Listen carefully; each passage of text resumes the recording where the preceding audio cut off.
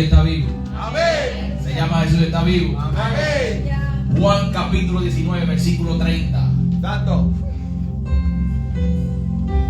No sé qué yo voy a predicar aquí ahora. Los hermanos míos han soltado todo lo que tenían ahí, que han dejado sin mensaje.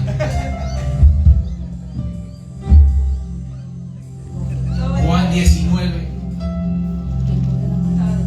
versículo 30. Juan 19, 30. Luego vamos a ir a Lucas 23, 46. Fui privilegiado hoy. Amén. Tocaron dos palabras. Eso es. A veces cuando tú no quieres ninguna, te toca. El que no le gusta el caldo se le dan 2 tazas, 3, 4. Eso es. Juan, ¿todo lo tiene? ¿Todo lo tiene? Bueno, a mí me dijeron que tenía tiempo libre. Por eso yo cogí el día de la mañana libre. Así que yo espero que usted me aguante aquí toda la noche.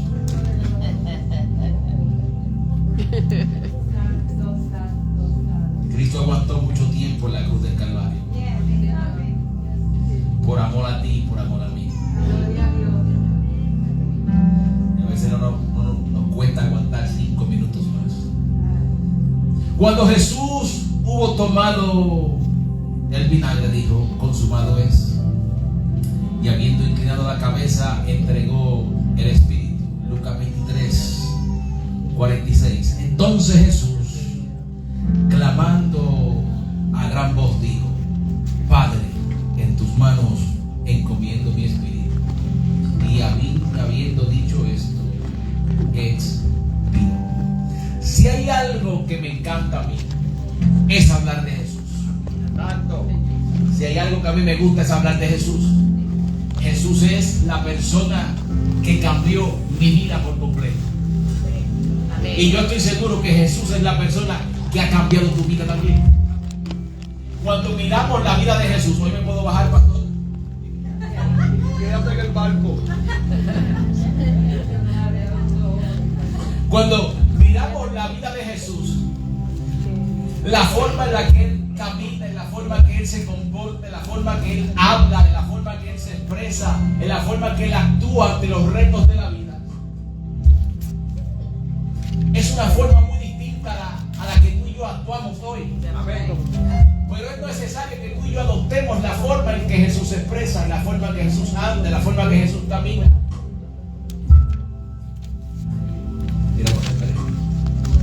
Cuando leemos esta historia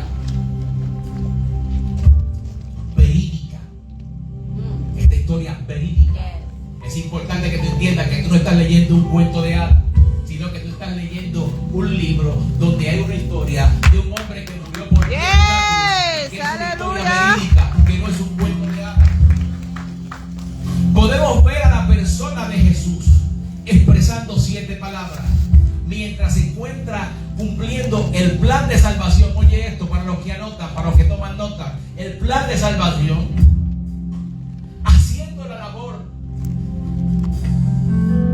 de cordero, haciendo la labor de sumo sacerdote, haciendo la labor de intercesor y haciendo la labor de abogado. O sea, que Jesús está en su agonía operando en una forma multifacética. Amén, amén, amén, amén. Porque la única forma que Jesús podía ser el sumo sacerdote, ser el cordero, ser aquel que intercede y ser aquel abogado, tenía él que operar en diferentes áreas a la misma vez. Amén, amén. Mira, cuando hablamos de las 7 palabras, le voy a dar esto por encimita para que lo anote. Las 7 palabras se le conocen como el Génesis del Nuevo Testamento. Es donde todo lo que se destruyó en el Génesis es restaurado. Santo. Aleluya. No tan solo eso, sino que tiene que ver con las 7 fiestas que le fueron entregadas al pueblo de Israel para celebrar. Amén. También tiene que ver con las 7 copas, Eso es. Santo. con las 7 iglesias de Génesis, Santo. de Apocalipsis, perdón, con las 7 copas, con los 7 sellos. Todas estas palabras, estas 7 palabras, son esenciales para la vida en el evangelio que tú y yo vivimos. Amén. Eso fue por encima.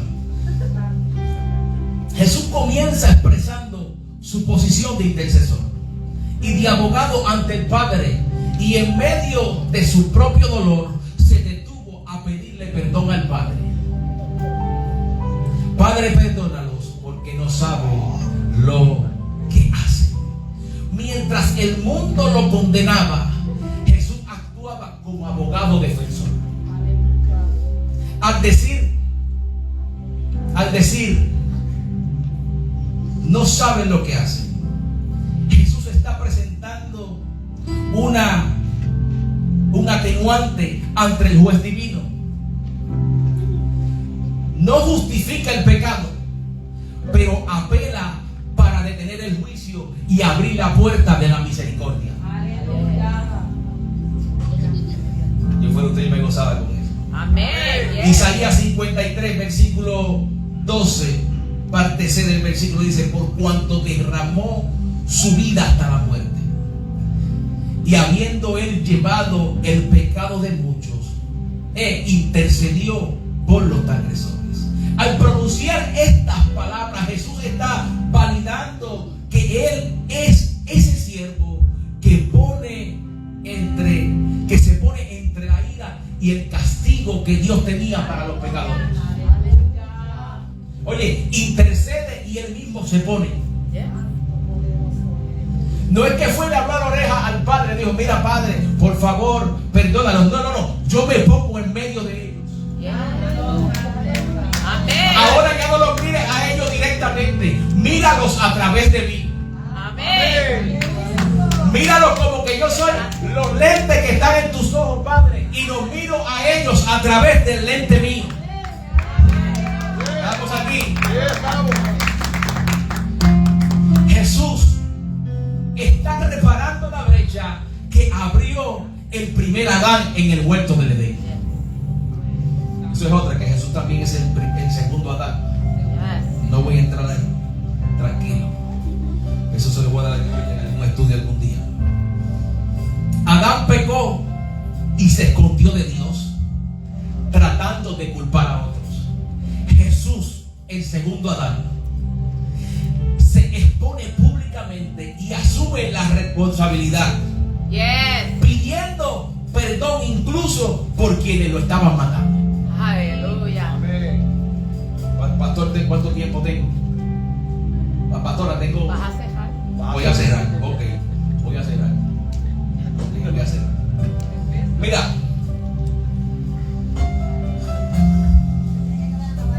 Quédate en la barca. Estoy pensando, estoy recapitulando. La tormenta es fuerte, quédate ahí. Tú y yo tenemos que entender esto. Que la gente, como tú y como yo, tendemos a ver a Jesús en la cruz, muriendo en la cruz, siendo clavado. Pero nunca tú y yo nos ponemos en la posición de los soldados romanos, que eran los que lo estaban clavando. Aleluya. Santo, aleluya. Porque siempre tendemos a mirar que Jesús fue clavado por los soldados romanos, pero se nos olvida que esos soldados romanos nos identifican a nosotros, son nuestros representantes. Aleluya. Yo me imagino a Jesús que palpadeaba y veía a José clavando los clavos. Ay, santo. Yo me imagino que Jesús, mientras era clavado y otro martillazo viene, palpadeaba y veía a Dalia que lo estaba clavando en la cruz. Aleluya. Veía al pastor Miguel clavándolo en la cruz. Aleluya. Veía a la hermana Berta clavándolo en la cruz. Veía a cada uno de nosotros clavándolo en la cruz. Porque tú y yo fuimos los que nos clavamos allí. El Padre lo entregó para salvarnos a nosotros. O sea, que nosotros merecíamos ese castigo. Y el castigo de nosotros fue sobre Él. Y Él como abogado se pone, y tú y yo lo clavamos a Él, para tú y yo ser salvados por Él y perdonados por Él. Mira, me voy porque entonces sí de verdad vamos a vivir. Entonces Jesús continúa expresando una palabra de salvación. Una palabra que abre algo. Oye esto, pastor. Jesús continúa su proceso de intercesor. Pero sino que ahora Él lanza una palabra de salvación. Una palabra que abre las puertas del paraíso que habían estado cerradas cerrada por mucho tiempo. Yes. Aleluya. De cierto te digo que hoy estarás conmigo en el paraíso. Esta segunda palabra es la prueba inmediata de que la intercesión de Jesús es contestada inmediatamente. Yes. Si en la primera palabra Jesús pide perdón, Padre, perdónanos, en la segunda vemos el resultado concreto de ese perdón en acción. Santo. Por eso es que cada palabra va conectada. Yes. Amén. Un intercesor normalmente solo pide un favor a un superior. Pero aquí Jesús intercede y al mismo tiempo concede la gracia. Aleluya. Al decir, estarás conmigo, Jesús actúa como el rey que tiene las llaves del reino. Amén. Jesús está en una posición de cordero, pero está operando en toda la multiforme gracia de Él. Yes. Adán fue expulsado del paraíso y se le cerró la puerta. Jesús, el segundo Adán, abre la puerta del paraíso y permite que el primer invitado Aleluya. sea un pecador arrepentido. Aleluya. Amén. Jesús está diciendo, yo estoy en la cruz pagando tu sentencia para que tú puedas ir a mi reino. Aleluya. También lo podemos ver expresando una palabra de amor y honra a su madre. Madre, he ahí tu hijo.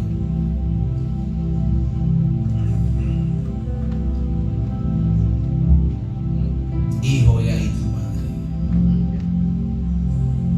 Un intercesor no solo pide que alguien sea librado del castigo, sino que busca su bienestar y protección. Aleluya. Yo creo que las mujeres deberían de agarrar esto que yo voy a soltar ahora. Yo sé que esto no lo he visto nunca en tu vida. El primer Adán en el Edén, Adán falló en proteger a Eva. Su pecado lo separó de Dios y le trajo conflictos entre ellos.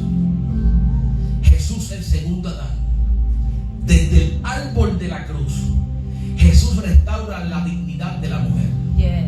Al llamarla mujer, Jesús está evocando a la mujer del Génesis y le está diciendo, tu mujer, que tu dignidad fue tirada por suelo, ahora yo la levanto delante de todo el mundo.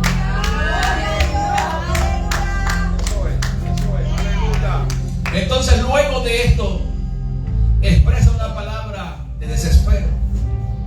Eloí, Eloí, lama sabactani. La palabra que más me gusta de la cruz. Dios mío, ¿por qué me has desamparado? Eso te dirá, José, ¿por qué te gusta tanto? Yo también he estado en ese desespero. En el momento que yo pienso, que ya Dios me ha desamparado. Jesús no se expresa en un ruego tranquilo, sino en un grito de identificación absoluta con el pecador. Mira, cuando esto sucede, voy a abrir un paréntesis. Cuando esto sucede alrededor de las 3 de la tarde, Yes. cuando Jesús está expresando estas palabras. ¿Sabe qué es lo más lindo de esto? Es que Jesús está en esa cruz muriendo por ti y por mí. Y la Biblia relata y nos enseña que cerca de esa hora de las 3 de la tarde, Jesús exclama estas palabras y dice que todo se comenzó a oscurecer. Comenzó a anochecer a plena luz del día. Aquí que entra José, el teólogo, que va en contra de todo el mundo. Y José dice que aquí es el momento en el que el pecado se está fusionando al cuerpo de Cristo. Porque el pecado es representado por las tinieblas. O sea, que es representado por oscuridad. Y al anochecer, en plena luz del día, lo que está haciendo y cayendo sobre Jesús es el peso de todos nuestros pecados. Amén. Y Jesús está sintiendo lo mismo que tú y yo sentimos a veces. Nos sentimos solos y abandonados por el Padre, porque el pecado que está en nosotros nos hace sentir alejados de Él. Si nos topamos con 2 o 3 religiosos, todavía nos siguen alejando de Él. Tienes que hacer esto, tienes que hacer aquello. ¿Qué? Lo que Cristo está haciendo en la cruz no vale. Si yo tenía los méritos, ¿para qué Cristo murió en la cruz? ¿Para qué está siendo clavado por mí en ella? Fuiste tú quien lo clavó. Fui yo quien lo clavé.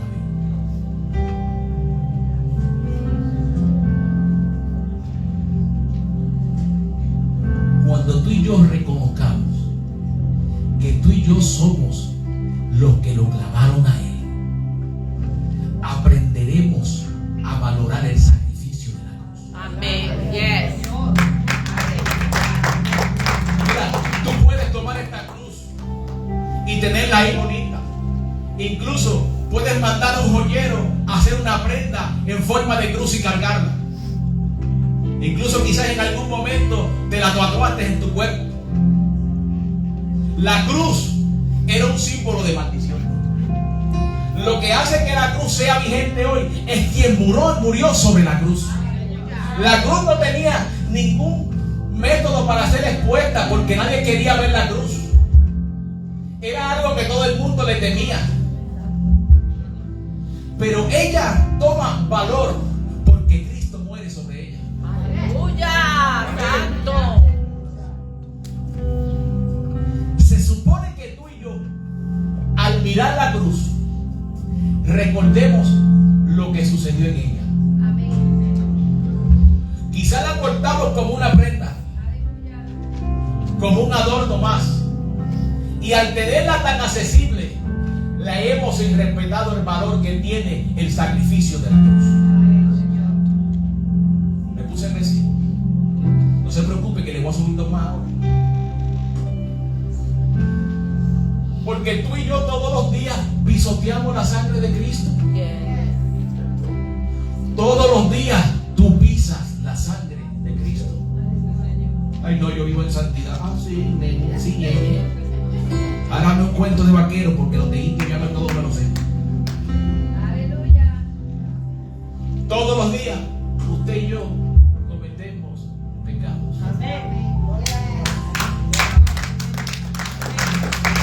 Que usted diga que es un pecado chico, eso es problema suyo.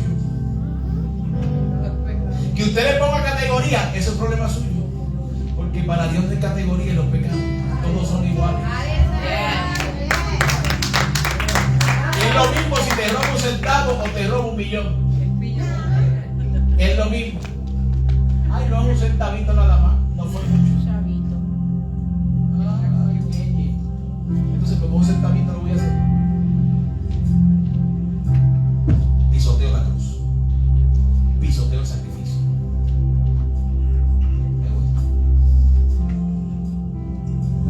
Jesús no solo pide perdón por el hombre o se muestra como el sacrificio por nuestro perdón, sino que siente lo que el hombre siente cuando está lejos de Dios. El pecado causa separación de Dios. Jesús, que es santo, nunca estuvo separado del Padre. Pero en este momento, al cargar todos nuestros pecados, Él experimenta voluntariamente, esto es lo más lindo, que Él lo hace voluntariamente, el vacío y el abandono que nosotros sentimos al estar lejos de Dios. Mira, Jesús no tenía que poner en esa cruz. Dice que había legiones de ángeles esperando que Él diera la orden. Y automáticamente lo iban a bajar de allí. Lo iban a sacar de allí con vida y iban a acabar con todo el mundo. Porque si un solo ángel mató 184.000 personas. Imagínate una legión. Si Jesús quería yo quedábamos erradicados de esta tierra. Pero con todo y eso, Él dice, no. Yo sé que ellos van a pisar mi sangre. Yo sé que ellos van a fallar. Pero por amor, yo voy a morir y voy a cargar el peso por ellos. Su labor no fue desde afuera, sino desde el abismo de la condición del ser humano, ese abismo en que tú y yo estábamos. Él baja hasta nuestra oscuridad. Aquí que esto conecta con Génesis. Él baja hasta nuestra oscuridad para que nosotros pudiéramos subir a la luz. El primer Adán trae pecado. Adán se escondió entre los árboles porque tuvo miedo y se sintió desnudo y separado de Dios. Fue expulsado del Edén, ese lugar que era el de la presencia de Dios. Jesús, el segundo Adán, en la cruz, en ese nuevo árbol, Jesús no se esconde. Él grita su desolación. Él asume el exilio de Adán al experimentar el abandono en su carne. Jesús soportó el castigo de la separación para que nosotros nunca más tengamos que volver a experimentar ese vacío y ese sentimiento de abandono. Bendito Dios. Luego expresa una palabra de necesidad humana, demostrando que era 100% hombre. Jesús dice, tengo sed. Al experimentar una sed física, Jesús demuestra que su sacrificio no es algo simbólico o de mentira. Él está sufriendo una agonía real. Intercede por nosotros desde la necesidad humana más básica al decir tengo sed.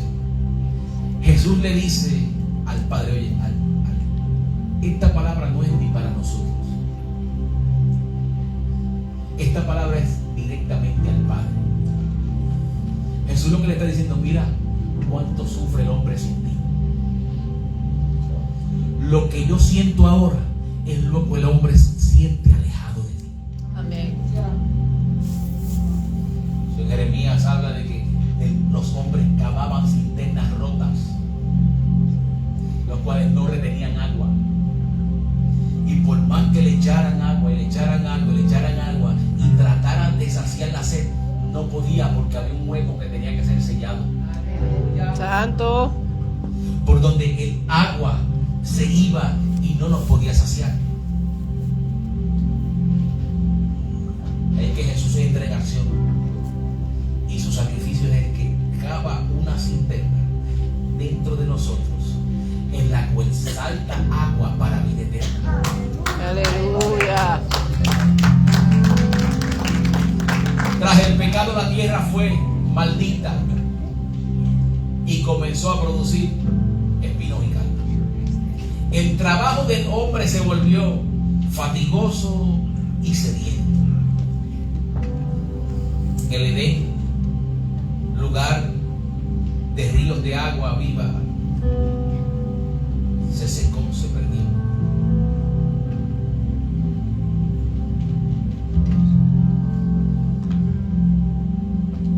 Jesús, el segundo Adán, Jesús lleva la corona de espinas. Y oye, Jesús lleva la corona de espinas. Esto representa la maldición de la tierra. Porque cuando Jesús iba a salvarnos, no solo nos iba a salvar nosotros, sino que Él iba a erradicar todo lo que sucedió en el Génesis.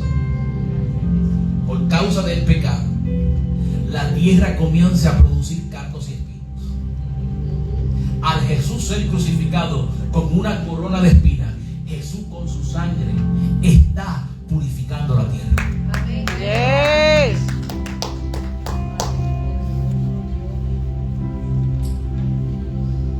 Y ahora experimenta la sed del desierto.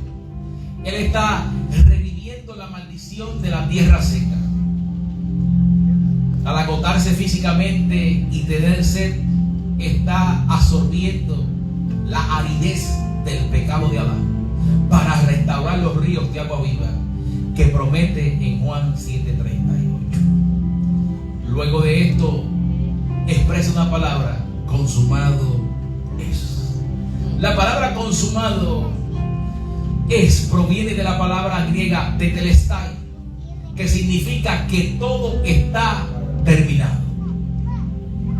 En el ámbito comercial esta palabra se escribe sobre las facturas para decir la deuda fue pagada por completo. Yo no sé qué tan grande era tu deuda, pero yo sí sé qué tan grande era la mía. Y qué tan grande sigue siendo. Santo. Ahí es que radica el problema de la humanidad y el problema del creyente, Cristo Dios, aleluya. que piensa que su deuda era cortita. Ay, yo no era tan malo, yo le hacía favores a fulano. ¿Con qué intención? No, la mía no era tan mala. Yo llegué a Cristo bien, yo no era tan malo. No, pero si no es justo, ni siquiera uno. Entonces tú no eras malo. No había justo ni siquiera uno. Nadie de nosotros era justo. Y si me preguntas a mí, tú y yo no somos justos aún, sino que nos llamamos justos por los méritos de Cristo en la cruz del Calvario, no por tus méritos, porque tú no tienes la capacidad para ser justo, pero el que era justo murió por ti y derramó la justicia de Él sobre ti. Amén. En el ámbito artístico, esta palabra se escribía cuando un artista daba la última pincelada en una obra o en su obra de arte. En el ámbito sacerdotal, esta palabra se decía cuando el cordero del sacrificio era perfecto y no tenía mancha. O sea que el sacrificio de Jesús fue perfecto. No había nada que invalidara ese sacrificio. Trataron por medio del vinagre que le dieron manchar al cordero, pero el cordero logra detectar que lo querían manchar para que él no pudiera ser perfecto. Santo. Y él reacciona y dice: yo no puedo ser manchado por nada. Yo necesito entregarme limpio por completo, porque yo no puedo limpiar la humanidad en partes. Tengo que erradicar el pecado en su totalidad. Yes.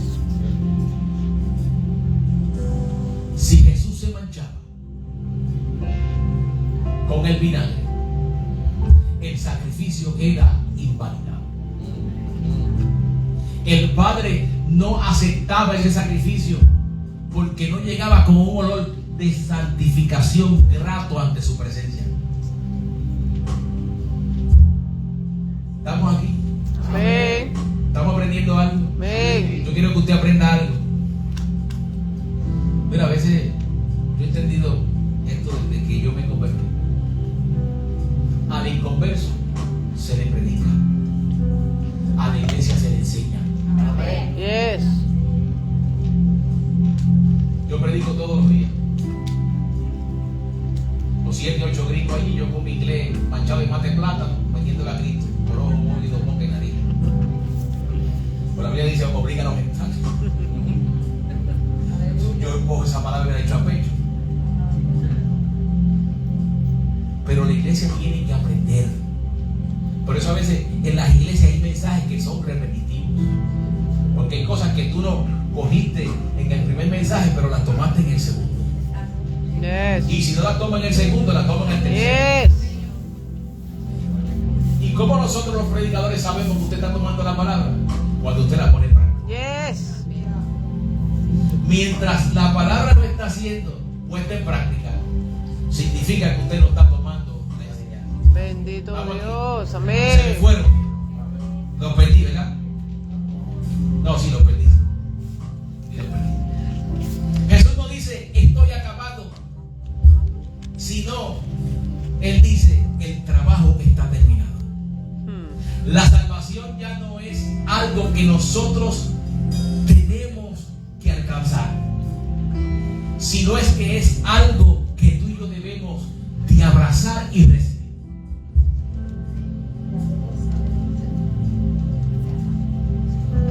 Usted puede venir, orar 1000 veces a la semana, ayunar 365 días, tratando de ganarse la salvación, y no es posible ganarla de esa forma, porque solamente la ganamos por medio de Cristo. Yes. Aleluya.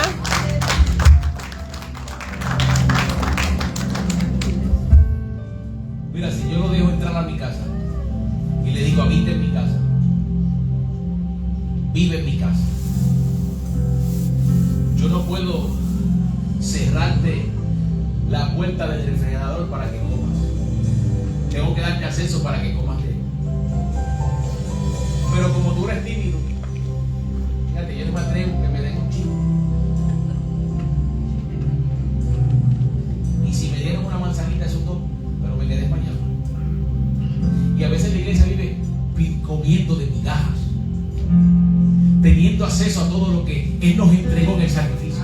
Amén. Yes. Ya Él te abrió la puerta a casa. Amén. Yes. Tienes acceso a todo lo que hay en la Yes. casa. Aleluya. Participa de ella, Hey. recíbela, tómala, atesórala. Yes. Jesús, al decir consumado Él está declarando que el camino al Padre ya no es un lugar. Se lo repito de nuevo.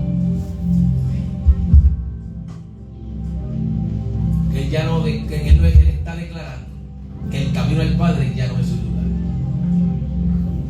sino que es una persona.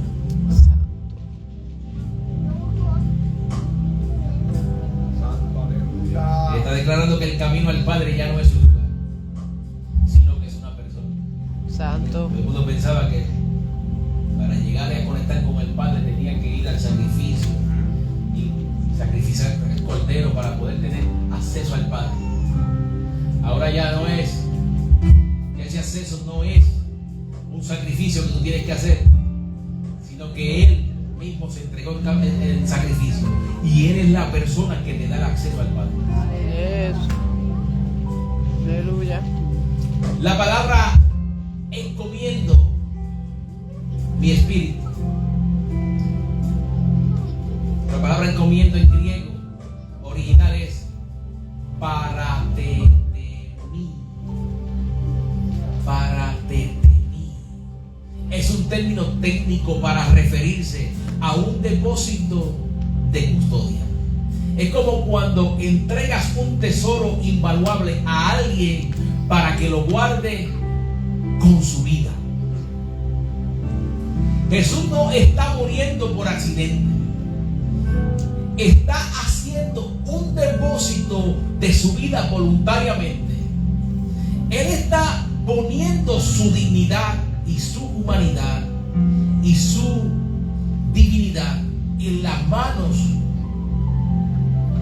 que lo sostienen desde antes que el mundo existiera. Horas antes Jesús grita: ¿por qué me has abandonado? Pero su última frase es: Padre, en tus manos. Lo lindo de esto es que cuando Jesús comienza el ministerio se refiere a Dios como Padre, pero cuando Jesús va a terminar el ministerio también se refiere a Él como Padre. Esto es una expresión de total confianza, a pesar del dolor, el sentimiento de abandono momentáneo, la confianza de Jesús permanecía intacta. La fe de Jesús sobrevivió a su sentimiento de abandono. Él no esperó a sentir la presencia de Dios en ese lugar para confiar en Él. Él decidió confiar en el carácter del Padre por encima de la oscuridad de la cruz. Mira, a veces tú y yo decimos que tenemos fe. O sea, yo voy a desmontar algo aquí ahora. ¿Puedo desmontarlo, pastor? Yo tengo fe porque siento a Dios. Oh, sí. Y cuando no siente a Dios.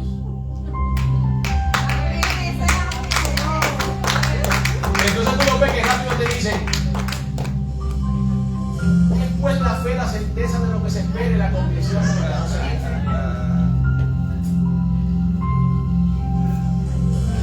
Voy a bajar algo fuerte. La palabra certeza está mal traducida. La palabra que iba ahí es fundamento. Porque la fe es un fundamento donde tú estás parado y edificado y nada te puede mover. Ay, José, ¿de dónde te saca eso? Por eso Jesús hace una parábola que dice: bueno, habían dos hombres. Uno construyó su casa sobre la arena y uno construyó sobre el fundamento, sobre la roca. Y en ambas casas hubieron tormentas, vinieron vientos, vinieron lluvias, vinieron ríos, pero solamente quedó de pie la que estaba fundamentada en la roca. Por eso el fundamento a veces tú no lo sientes, pero tiene que estar ahí. Por eso es que tu fe no va basada en sentimientos, sino la fe está basada en lo que tú estás fundamentado. Si tu fe está basada en sentimientos, el día en que las cosas no sucedan como tú esperas. Por eso es que hay gente que levanta las manos, alaban a Dios, y cuando le llega la tormenta, desaparece. Danza, oye, venga, danza, hablan lengua, brincan, corren, se sacuden, profetizan, pero cuando le llega la tormenta, desaparecen. Entonces, estaban fundamentados sobre los sentimientos.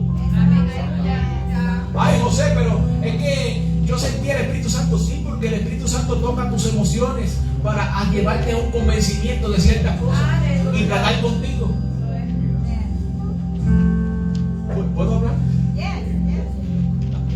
Bueno, pero la hermana me dijo que sí, ya yo la topé. Estoy a punto de mirarme.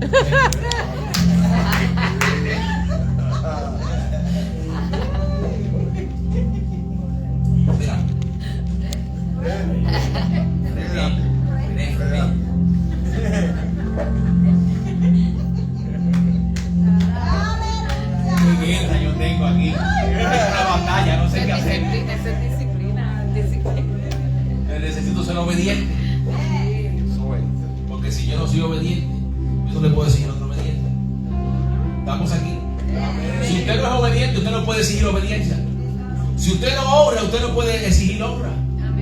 Si usted no bendice, usted no puede exigir bendición. ¿Estamos aquí? ¿A dónde estamos? En la orilla. En la orilla. Déjame mirar, a ver si puedo conectar. Brincan, danzan, hablan lengua y profetizan. Cuando viene la tormenta, desaparece. Danzaron, hablaron lengua. Y para nosotros está lleno del Espíritu Santo.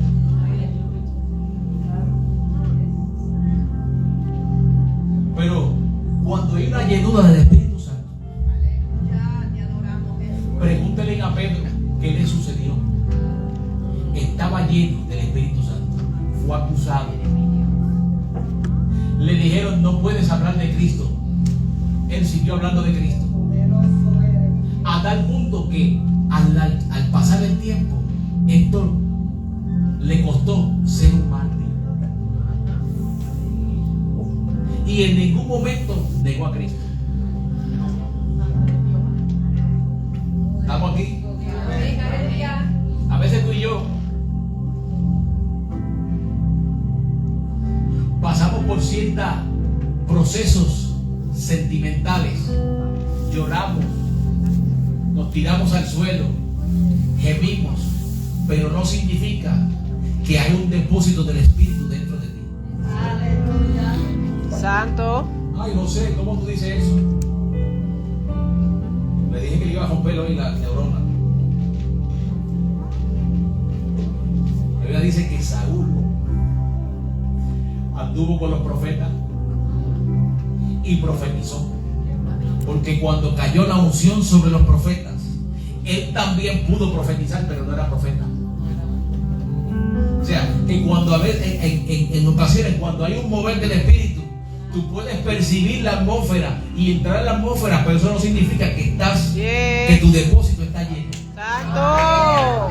Por eso todavía sigues teniendo sed. Santo. Porque hay una grieta. Bendito Dios. Y esa grieta, cada vez que el agua quiere saciar tu sed, se pierde. Bendito Dios. Te vacías. Y por eso dice, yo tengo que ir mañana al culto, porque ya yo me sacudo y hablo lengua y vuelvo y me lleno. Y pasan 2 días y se vació y tengo que ir corriendo de nuevo. Pero cuando la sed ha sido saciada y el hueco que había en nosotros fue llenado, fue sellado, no importa si hay culto o no hay culto. Yes, Porque aleluya. yo comprendo lo que Cristo hizo en la cruz de Calvario por mí. Y entiendo que Él me salvó, que Él me perdonó. Y que ahora Él habita dentro de mí. Y es una persona que vive dentro de otra persona. Yes, aleluya. Ahora no es si yo siento o no siento. Ahora es que yo tengo la certeza que Él está habitando dentro. Ven. Por eso cuando tú tienes la certeza de que el Padre vive dentro, déjame decirte eso, porque el Espíritu es el Padre, porque es la esencia del Padre, es el aliento del Padre, el que habita dentro de nosotros. O sea que cada uno de nosotros tiene una chispa del Padre dentro. Ay, Dios mío, me tiraron de otro extraño. Ay, tranquilo, no. Tranquilo, después hablen con el pastor. Cuando tú sabes que Él habita dentro, porque Él entregó el Espíritu y se fue con el Padre, expiró, dijo, me voy. Pero ahora Él habita en nosotros.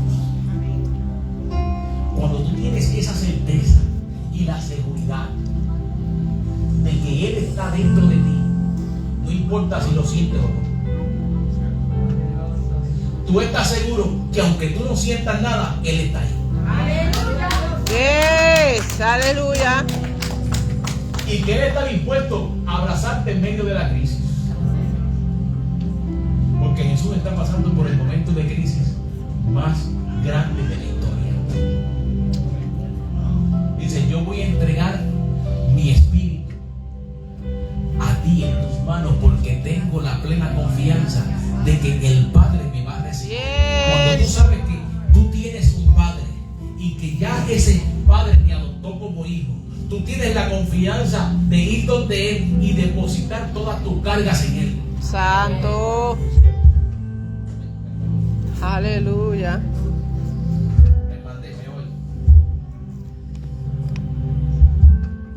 Al expirar, Jesús devuelve el neuma, el espíritu. Este acto es el eco inverso del Edén. En el Edén, Dios sopló en el barro para darnos vida. En la cruz, Jesús devuelve ese soplido, ese aliento de vida para darnos una vida eterna. Amén, aleluya. Concluyo con esto, póngase de pie, termine. La Biblia establece que desde que Adán pecó, todo ser humano estaba destituido de la gloria de Dios. Entonces Dios tiene que enviar a Jesús en rescate de nosotros. Jesús vino a restablecer lo que se había perdido. Jesús vino a restablecer la armonía entre Dios y el hombre. Jesús vino como cordero a morir por nuestros pecados. Pero no tan solo eso. Por medio de Jesús recibimos el perdón, reconciliación, redención, justificación. Somos purificados, libres de toda culpa. Te dio acceso total al Padre. Te santificó. Te adoptó como su hijo. Te hizo apto. Te trajo paz. Nos dio una nueva vida. Ahora eres real sacerdocio y eres una nación santa y tienes vida eterna. Bendito Dios, aleluya. Lo que necesitamos entender es que Jesús triunfó ante todo lo que nos mantenía lejos de Dios. Yes. Y ese triunfo fue compartido hacia nosotros. Dios le bendiga, Dios le guarde.